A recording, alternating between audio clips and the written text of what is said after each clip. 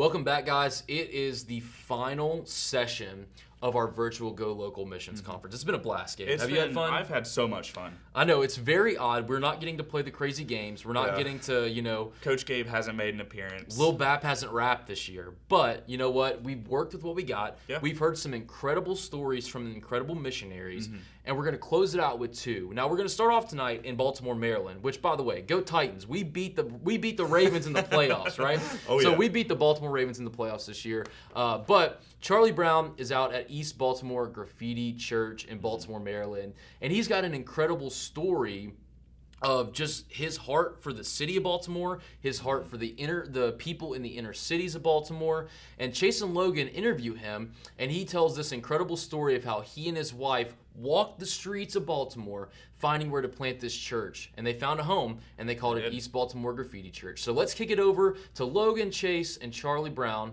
Not Woodstock, not Snoopy, but Charlie Brown. I was hoping you'd make that. And let's see what Charlie has to say. Hey everyone, welcome to our interview. My name is Chase Durham and I'm joined by Logan Andrew, and our special guest this evening is Charlie Brown with East Baltimore Graffiti Church, located in the inner city in Baltimore, Maryland. Charlie, thank you so much for joining us. As I was preparing to meet you, I was looking through your website and then also talking to several of our church members who have gone on mission trips to come do ministry with you guys out in Baltimore. And I just am so encouraged by what the Lord is doing out in East Baltimore through you in the community that you are.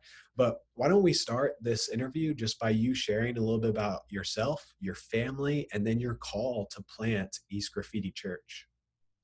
Sure. Thanks, Chase. My name really is Charlie Brown. My parents did that to me. Provides a lot of entertainment when I meet folks. So feel free to enjoy that. Diane and I, my wife Diane and I, have been married for 34 years. We have two children.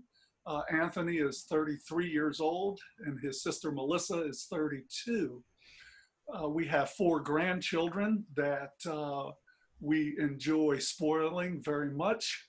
Our girls live in Phoenix and our boys are here in Maryland. So sometimes we have to travel to see them. Our call to East Baltimore was very interesting for me. I've been a pastor for over 20 years in Southern Maryland in pretty traditional suburban Baptist churches in middle class communities. And the call to Baltimore was interesting. Diane and I have always had a real love for urban environment. We love cities. We really thought that God was going to call us. We thought we were going to plant a church in Coney Island in New York City with the graffiti churches. I, on the one hand, was very disappointed in God for redirecting us. The reality is Diane had a real heartbeat, a real brokenness for the city of Baltimore way before me. We were checking out different cities and just praying and saying, God, we know you're doing something, but what is it if we don't go to New York? And so our prayer walks in Baltimore were just yielding a real brokenness. I mean, we would get back in the car after walking in Baltimore and Diane would just be in tears. We walked in West Baltimore, South Baltimore, East Baltimore, and God just kept bringing us back to this area of Greenmount Avenue. We would walk on Saturday mornings. Now, mind you, we're pretty Caucasian, and our neighborhood is 94% African American. So we would get a lot of curious looks walking through the city. And during the week, I would come up by myself and go jogging and run in some of the neighborhoods. So we would get, but folks were really, really kind. That was our first impression of the city. Curious, but kind. We would get greetings in the morning. We talked to folks. We would go back to our car and God, we just knew it was Baltimore at that point. Of course, Diane was thrilled. I was a little uncertain, and I'm the church planter guy, right? I'm the pastor guy.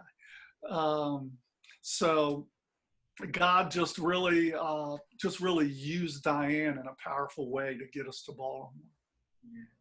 So you said on those prayer walks, you kept ending up on the same road. Can you tell us just a little bit more about that and kind of what came from that? Sure. So Greenmount Avenue, where we are, literally divides two neighborhoods. There's East Baltimore Midway on one side and Barclay on the other side. And Baltimore really is a city of neighborhoods. There are over 250 named neighborhoods in our city. Yes, it was almost like God we would be walking in Montebello a mile away.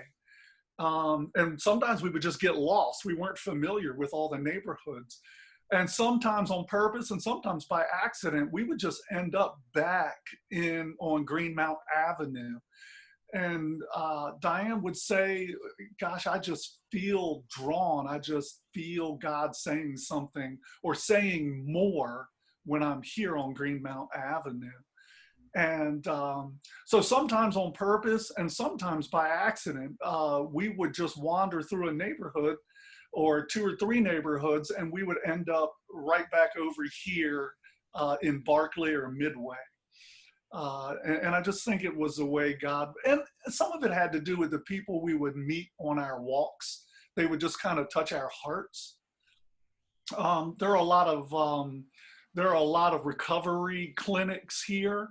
So a lot of folks who are in recovery from heroin addiction, they medicate with methadone and Suboxone. And so there are a lot of clinics in this area. So we were meeting a lot of addicted folks, and that's just a cornerstone, one of the, cornerstone ministries.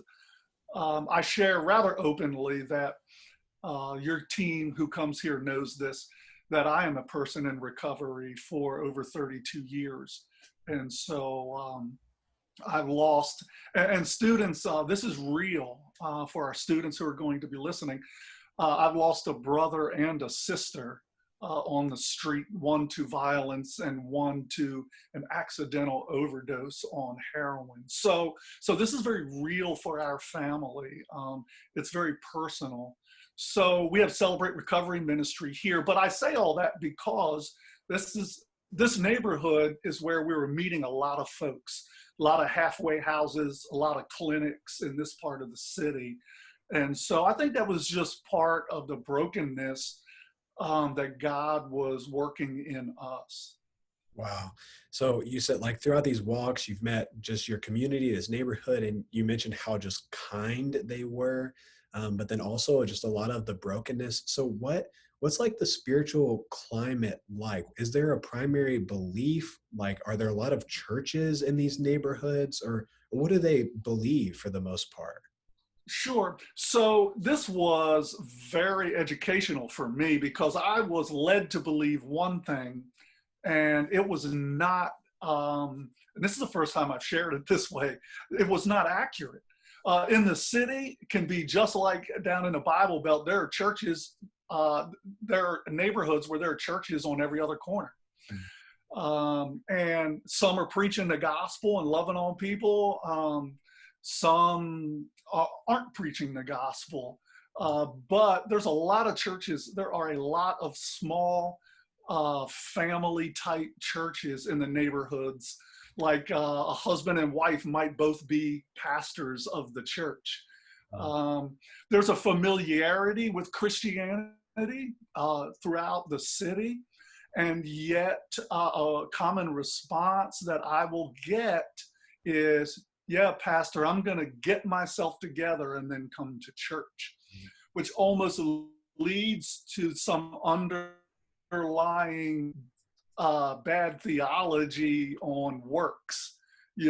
God can't be pleased with me the way I live now, so I can't come to your church because I'm not right. So, and the prosperity gospel is an obstacle in the city as well. I am certain that the prosperity gospel is not the gospel at all. And when we share the love of Christ with people, we have to be very, I have to be very certain of that. So there's a familiarity with Christianity. There's a live and let live kind of attitude as well. I do my thing and church folk do their thing and everybody's cool.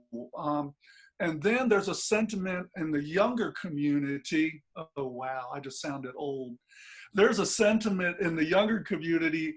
My grandma used to take me to church when I was little. I was baptized when I was a kid. So there's almost a fondness among some of the young adults because grandma used to take them to church. And I've had some great opportunities to share the gospel with young men and women because of that. Man, I think just that that bad theology that you were talking about is something that is so almost seemingly universal, that we believe wrongly that God will love some future version of us, one that seemingly has it all together, which we know is not the gospel, right? And so that's something that me and Chase try and share with our students all the time. It's not, once you're out of high school and have it all together. It's not once you're past college and have a family. God wants to change your life now. And so do you think that maybe that kind of works-based theology is the hardest part for your community to kind of, get over that obstacle? Or what do you think the hardest part for them to believe about the gospel has been? Sure. So Logan, that was like, you're right on point. I think that's a universal thought in bad theology. No matter where you live, whether you're in the urban city or in the suburbs, whether you're black or white, I think you've hit on that. That's really good. That is our biggest obstacle. And what I say to folks, I say, you know what, you bring yourself, your mess, and God loves you right now. And at our church, you would be loved right now. So why don't you just bring you and your mess and come to church? To say, and in our community, to say come to church is a big deal. So I'll say, you just bring you and your mess and come to church. I said, look, we're all just a hot mess until we get right with Jesus. And so folks, and you can see them relax a little, little humor. I smile, but the reality is, hey, look, God loves you just the way you are. Do you have to deal with that sin problem? Most people know that, yeah, I have to deal with my sin problem. And so that's how I approach it in the personal conversations. Yeah. Charlie, I might be stealing that. Bring you and your mess to church. I love that. That's good. I'm gonna steal that from you. Well, so like you mentioned, you're doing a lot of ministry in inner city kind of context, urban environment. Earlier, you actually mentioned that y'all have Celebrate Recovery programs. But what are the other ways that you try to meet the needs of your community? Like, what other ministries do you guys kind of do to try and engage and reach out into the community? Sure. Several. Right now, in particular, our food pantry ministry is really blown up during this coronavirus time. We're feeding a lot more people. There are hungry people. Look, I came from a working class family, and as an adult lived in a middle class. I've never been hungry. We joke about being hungry or eating a big meal, but I've never been hungry in my life. And so I see real hunger in our city. So our food pantry was a no-brainer.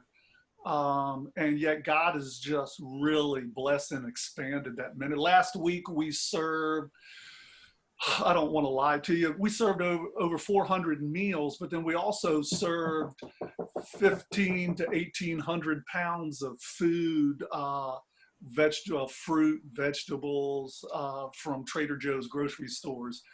And so we'll serve anywhere from 50 to 90 people on an average Sunday afternoon in our pantry. Cottonwood Creek, I owe the church a big shout out and a thank you. The church recently blessed us financially, specifically for our food pantry ministry. So students, your church is very giving, and with thousands of dollars set aside now to feed hungry people because of your generosity. One of the greatest needs, the first thing we ever did was take a survey. We knocked on about 500 doors in our community and said, what do you think is the greatest need or the three greatest needs in our community? And number one, 90-some% of our people said, we need more focus on our kids. Our kids need more love, more success. So we have G-Rock after school ministry. We tutor students. We started with middle school. Now we do high school and elementary as well. We partner with our rec center. So we're tutoring and mentoring children, sharing the gospel with them. And in the summertime, we're doing anywhere from 4 to 6 weeks of sports camps right in the park that's right on Greenmount Avenue, right in the center of our community. We literally rent the park from Parks and Rec and lock it down for several weeks. And we have football, basketball, and dance camp in the park for multiple weeks. And if any of you have been students to Baltimore, to East Baltimore with your families or with a mission team, you've participated in sports camps with graffiti. And that's just our big, that's our fun with students. Also, we have a collegiate pipeline, church planting pipeline. I participate on the campus at Towson with Grace Life Collegiate. I participate with Baptist Student Ministry. I participate with Johns Hopkins University, and college students come and serve in our community. So we get to love on college students, and they are our tutors and our interns. So we have a great collegiate pipeline going now in East Baltimore as well. And then our Celebrate Recovery meeting on Thursday nights is just one of our, it's just one of our heartbeats. We love to share recovery, give people some hope on Thursday nights. Those are a few things. Right now, we're renovating a building of which the main part of the building is 113 years old. And we're renovating phase 1 of a 10,000 square foot building, hopefully to occupy it by September. So everything's crazy around here right now. That's the short version of what we're doing in Baltimore right now.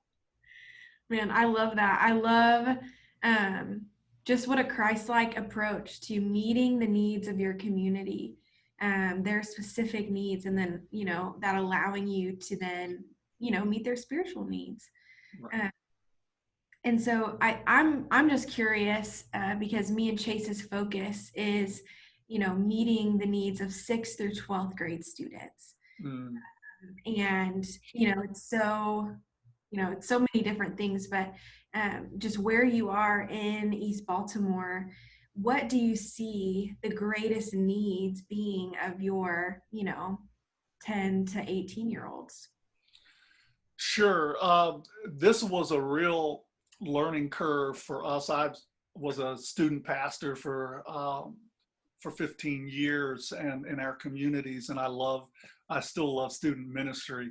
And we have one, it's not meeting as regularly as it was, but so for our teenagers, I asked Miss Terry, she's a director of Greenmount Recreation Center in our community. I said, Miss Terry, if I asked you for one word or one phrase, what's going on with our teenagers in the city? She said, Pastor, they're angry.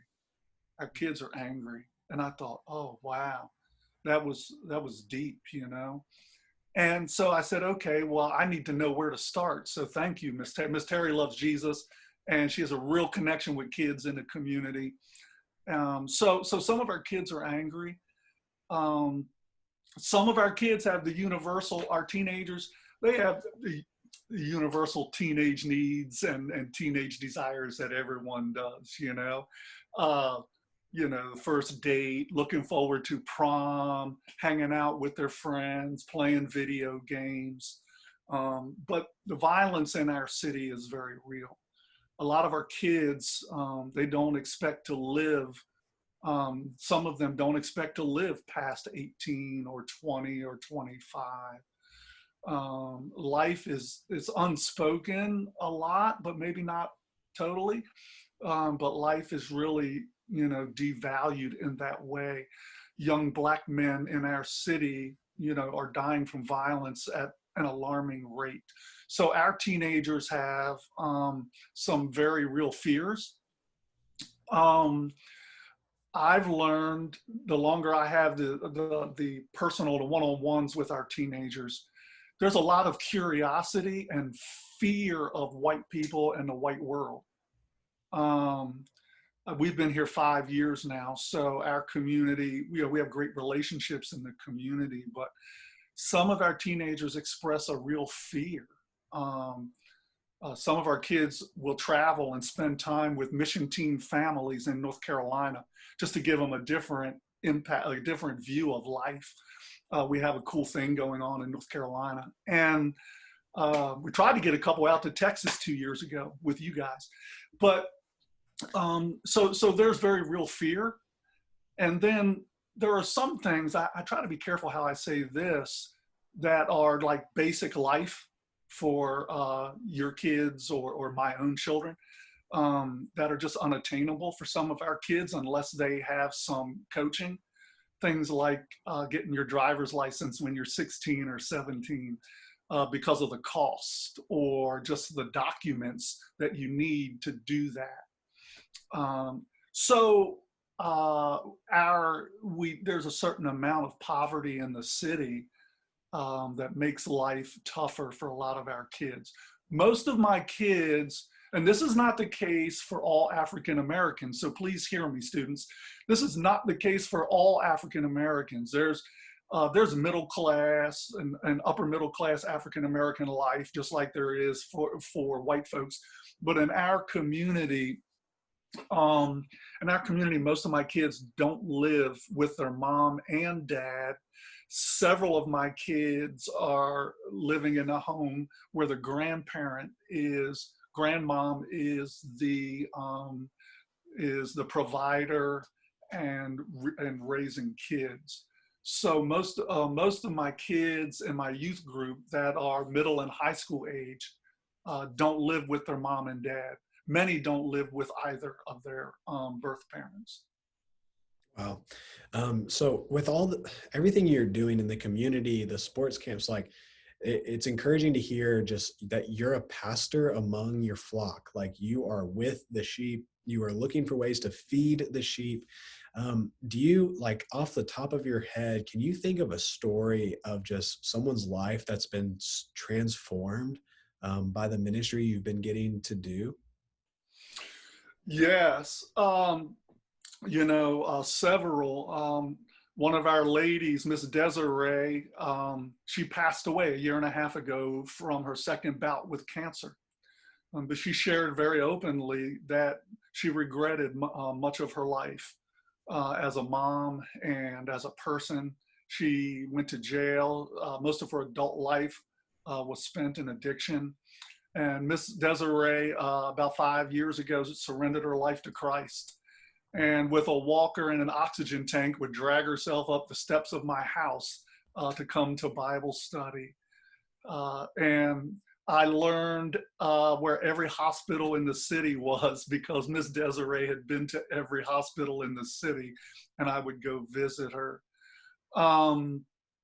And so Miss Desiree surrendered her life to Christ and just had the sweet spirit about her, and even battled cancer and won.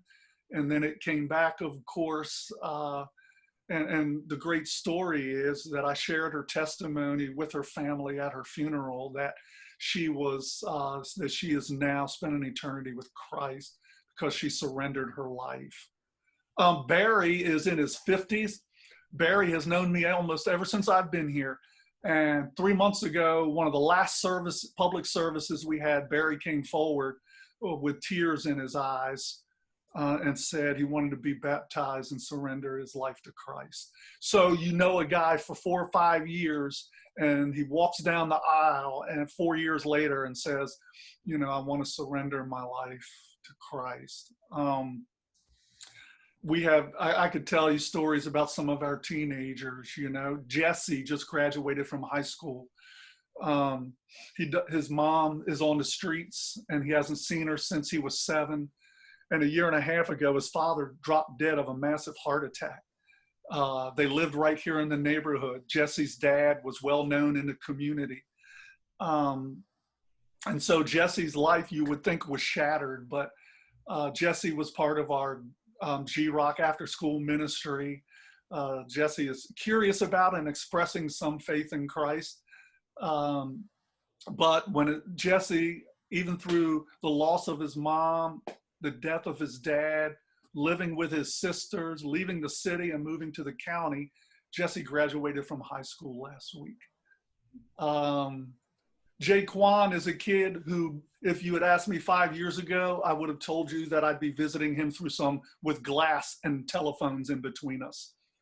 And I share it openly. He's heard me say it. So, and this kid has begun the process of surrendering his life to Christ, but God is just doing a miracle in this kid's life. And Jaquan graduated from high school this week.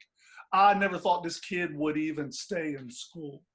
I thought bad things were in store for this. Shame on me. God is so much bigger than all of that.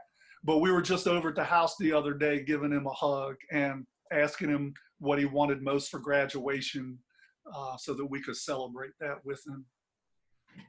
Yeah, that is so encouraging.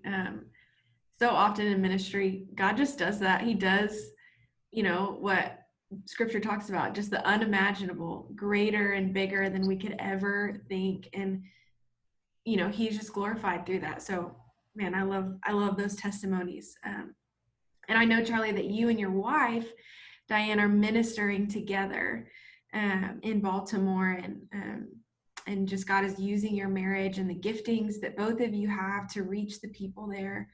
And how has that shaped just the ministry that you've been able to do? How has it shaped your marriage even as you've been there? Sure. I would say in 2019 was probably the toughest year of our lives together in marriage. We agreed on that last year.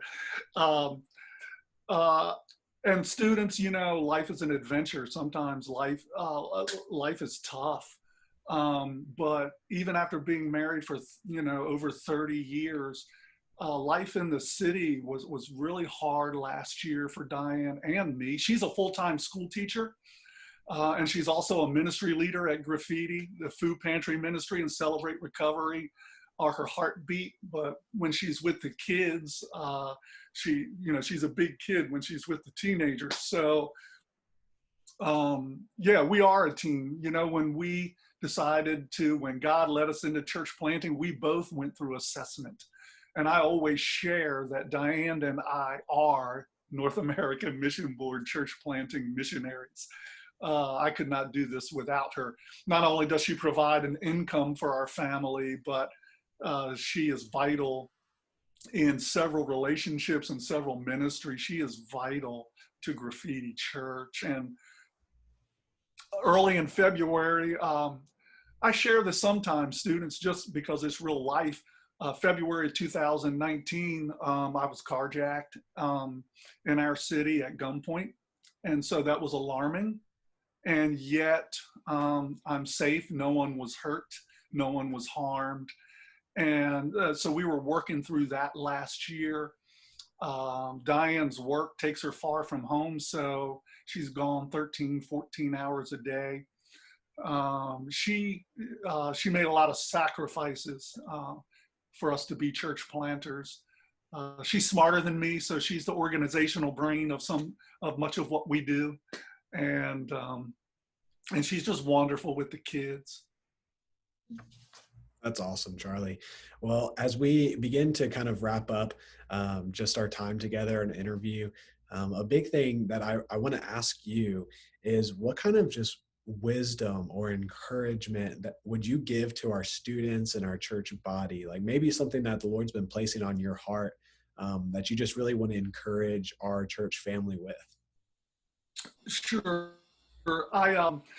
Every year when teams come, I encourage them to read Upside Down Devotion, because in it, Pastor Taylor just shares in New York, Graffiti One in New York, he just kind of shares his heart, and it says Pastor Taylor's rules for ministry. And one of them, the one one of my two favorites is under promise and over deliver.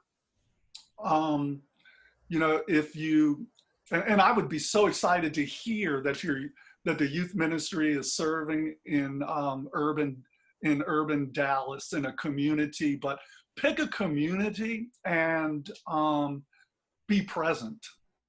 Under promise and over deliver. Predominantly African American communities, white people have come in and said, hey, we're going to do this and we're going to be there for you and we're going to do that. And Pastor Taylor says, be light, not lightning. Lightning strikes once and then it's gone. Light is consistently there, shedding the darkness. I love that one as far as urban ministry goes. Build relationships, in a lot of our minority communities, people are just waiting for a hook, when they meet white people. And we don't want to present the gospel that way. So that's why our mantra is meet the need first. Hungry people don't hear the gospel. And one thing in an urban environment, but I'm sure it's universal, number 20, Pastor Taylor's rules, compared to mental illness, everything else is a joke. Mental illness is tough. And so in our urban communities, a lot of folks don't have access to the resources that you and I might. So I would say, if you have the opportunity to serve in that way, build relationships, be a presence there, and always under promise and over deliver. That's good. That illustration, be the light, not the lightning. Right. Church family, hold on to that one, because that's so true. Like, we just need to be present in our community. We need to be faithful to love our neighborhoods, and be faithful, be constant, always be there, ministering, loving, and serving. Well, Charlie, thank you so much. Even just these phone calls that we've had together, I can tell just your shepherd's heart. And so Baltimore is blessed by you to have you. But so as we're wrapping up, how can our church family just further support you, whether that be through prayer, staying connected, or even financial donations for you? Sure. Right now, our big push is to finish phase 1 of our building. And so our goal is to continue raising the $200,000 more that we need to finish phase 1 by September, so that we can occupy and have our ministry start up in a strong way in the fall. So that ministry center and worship center is our big push this summer. So you can certainly be praying for that. And of course, always that, that folks are coming to know Christ as a result of us being here. And you guys have been faithful in prayer, friendship, and support. But the renovation of the building this summer is our big push, financially and ministry-wise. That's awesome. Well, thank you so much for joining us, Charlie. Church family, I hope you guys were greatly encouraged by Charlie Brown and the ministry that he's getting to do in Baltimore. And remember that image that he just gave us. Be the light, not just the lightning. And look for the needs of the people around you and meet the needs for the sake of the gospel. Church family, thank you so much for joining us. Wow, so what an incredible story about Charlie. Absolutely incredible. He just loves going into the inner city. And, one of the things that he really touched on was that there is a great drug problem. There's violence in the city of Baltimore. It's actually, there's a lot of halfway statistically, houses. one of the most violent cities in all of America. Absolutely. And so there is obviously, not only is there a great need for the gospel all over the world, we get that. But there are some cities and some places, even in our own backyard, here in the United States of America, that can be a little intimidating to go into. Yeah. And the fact that Charlie Brown was willing and able to go to places most people would not go and plant churches and have a heart for those people, it just shows how incredible and how impactful the gospel can be. A lot of times when we think of the term the least of these, we think of The refugees that Brad and Jamie Newport work with. We might think of orphans in Africa that Naomi's Village is serving. But the least of these is also here in America. It can be right across the street from us. It can be up in Baltimore. It can be all around us. We just need to have eyes to see as Jesus would see. Absolutely, and just the fact that he and his wife would run and walk through the city just praying over the city, it just shows their heartbeat for the city. It's interesting to me, though, that they wanted to go to Coney Island. Do you know where that is? It's where the hot dog eating contest is. Have you ever seen the world's hot dog eating contest where Joey Chestnut... I actually make it a tradition. I watch it every year. It's disgusting. It is disgusting. But good thing they ended up in Baltimore, and God is using them there in a mighty way as they just really... dig into the roots of that city and get to know the people. As Charlie said, continue to be in prayer for their church as they look to renovate their building.